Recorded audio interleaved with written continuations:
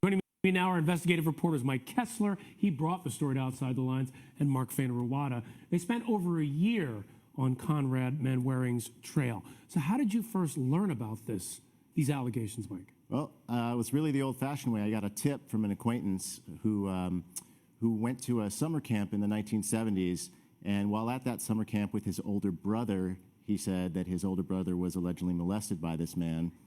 He thought that maybe it was still going on, that he was alive and well and living in Los Angeles, and so I started digging from there. And the scope of these allegations is enormous. Can you tell us about that? Yeah, it's remarkable. It spans 2 continents, at least 4 states. He was in England for much of his younger years.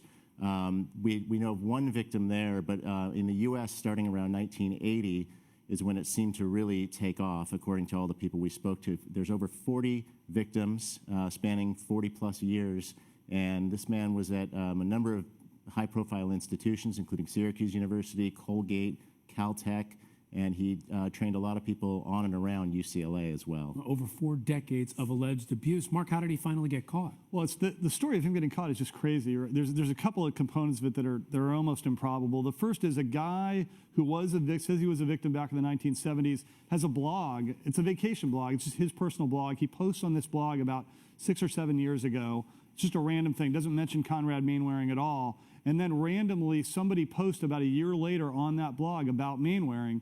And at that point, Manwaring had virtually no presence on the web. But these guys who had had this experience with Manwaring over the years began to look him up and wonder what had happened to him. And the next thing you know, this network built up of guys who are claiming they had been abused by him over this 40-year span. Ultimately, that, as Mike says, gets us onto the story through his tip. We start doing some reporting. One guy tips off the FBI. That leads to an investigation. It ultimately leads to Los Angeles. And what happens there is you have one victim who was victimized, says he was victimized about 10 years ago or 12 years ago. He goes to the track to confront Manwaring, and at the track, it turns out there's a kid there who had been molested, says he'd been molested 9 hours earlier. To that point, the LAPD, which is investigating, has no cases to look at.